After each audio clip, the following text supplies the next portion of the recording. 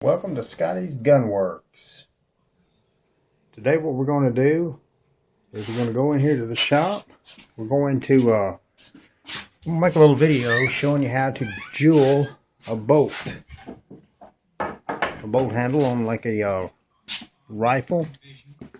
I'm going to set the machine up. I pretty much already got it set up.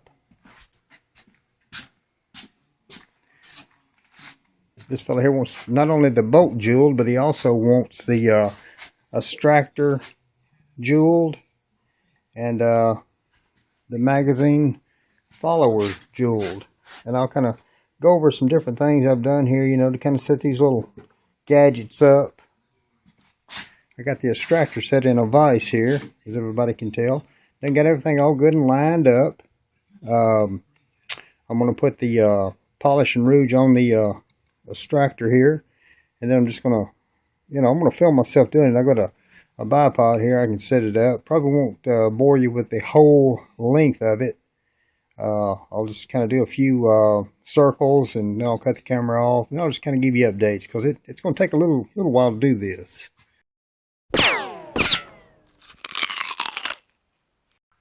What we do is we've got some. It's like a lapping compound, and basically what it is, folks, it's a here it is right here. Get this stuff from Brownells, a silicon carbide abrasive, and of course this here's an old can. I've had this thing here right here for years. Open it up and you see what it looks like. Basically all this is like a sand. It's a real fine grit sand. You can get it from Brownells. There's the order number there on it. 080537 120 grit, it says. But anyway, that's what you got to have. That's one of the main players when it comes to jewelling a bolt. Put it back on there so it won't lose any of it. Like I said, I've had this little jar here, right here, probably for 10 years. And jeweled several bolts with it. Didn't seem to ever run out. But what you do is you take and you put just a little bit of that in there, and then you put you a little gun oil in with it. Mix it up real good, and then you just take and just kind of rub it on the work. I know it looks kind of messy, but just kind of rub it all over the work like so. You want to set your depth, on your little brush. It's just a little brush if it's on your drill press. And you got to kind of use a little common sense. You don't want to go too deep with it or anything. You just want to make light little swirls. You want to make them deep enough where they're really noticeable.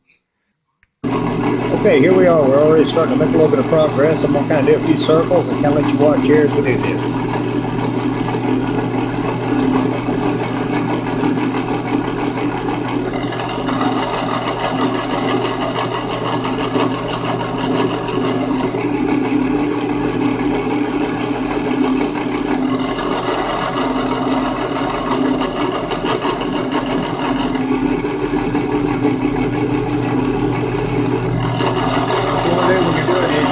The brush, keep the circles pretty much the same roundness, the same width. I'm going 2 revolutions. Got a stopping point mark on it. We're just basically going to look like suspicious scales on all the kind of that,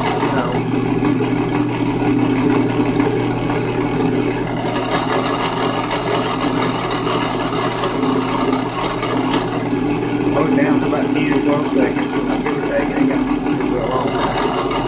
Kind of watch everything, make sure everything's pretty much easy.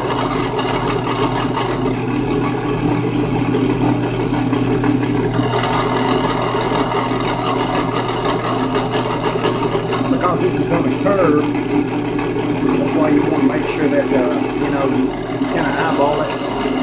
Make sure everything, stay pretty much the same size. You don't want something feeling bigger than the other.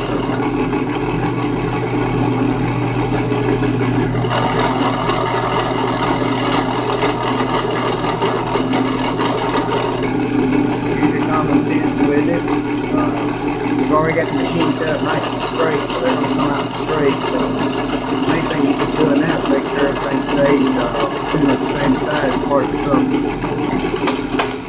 Now what I'll do now is I'll just go all the way back I'll start another run on the other side.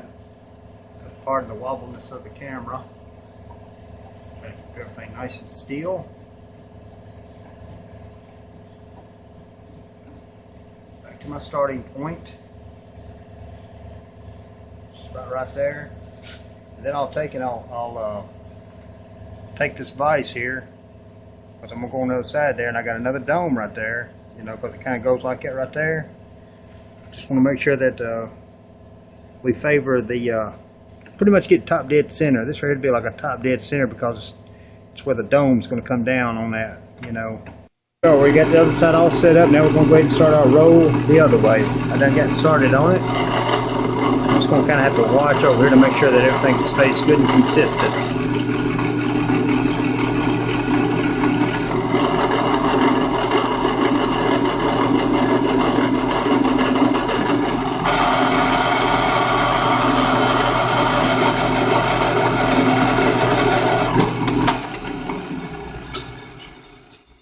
Then you can kind of see the squirrel. I hope you can see it really good in this with this camera here. I think what I'm going to do now is I'm going to put one top dead center, a roll of swirls, and that'll just kind of, you know, blend it all in. Basically what I'll have to do here is get this right here out of the way for the time being.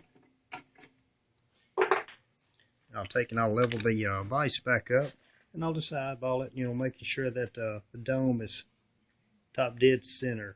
Second. There we go. Got the camera on now where I done got it started good, so get an idea what's going on. Now we're going up the center.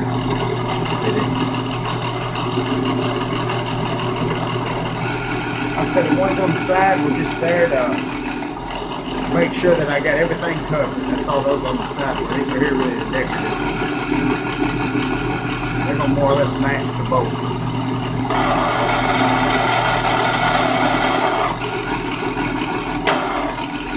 There we go. Okay, here it is. Here's the end result of that extractor claw. There's the front.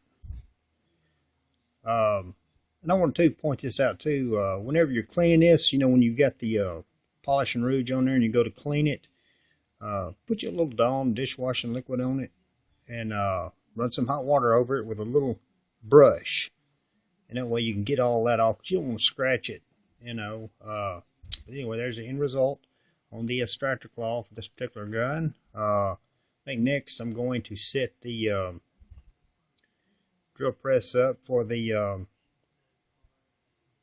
magazine follower. He wants that jeweled as well. And then lastly but not leastly, we will do the bolt. Okay, here we are. I went ahead and put the follower in there. I went ahead and done one side of that. It just takes a lot of time setting it all up. I had to make this dowel rod, and I took and I epoxied that on that. Of course, I'll break it loose, you know, when I get all done. But sometimes you got to do those kind of things. But anyway, I'm in the process now of laying down circles on it. Same procedure, just keep an eye on everything, you know. You don't want circles to get too big. You want to keep everything pretty much uniform.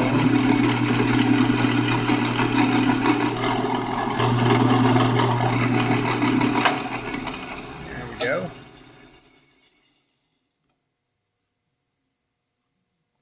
Got this, I wanted to point out, I've got this thing here. The Lord says use what you've got. So what I did is I took this drill press here and converted everything over to where I can do several jobs with this one machine here. I've got this crank table here drilled and tapped to accommodate this right here, which is a bolt jewel and jig. You can get this from Brownells, or you can make you one. Ain't nothing much to it. I drilled and tapped it, you know, to where it'd stay on this right here. That way, you know, I can crank it, and that way I can hold everything nice and consistent and precision. All right, I want to give everybody a quick look at the follower. There it is, all jeweled up. I hope y'all can see it in this camera. I just don't think it does it justice. Of course, I didn't do anything to that side of there. I'll just clean it up a little bit better. But anyway, when it's sitting in the gun, that's all you're going to see anyway. And now I'll just break it loose from this dowel rod I've drilled to fit down inside my jewelling jig here. I'll break all that loose and clean it up, and when I reassemble the rifle, That'll be a main player.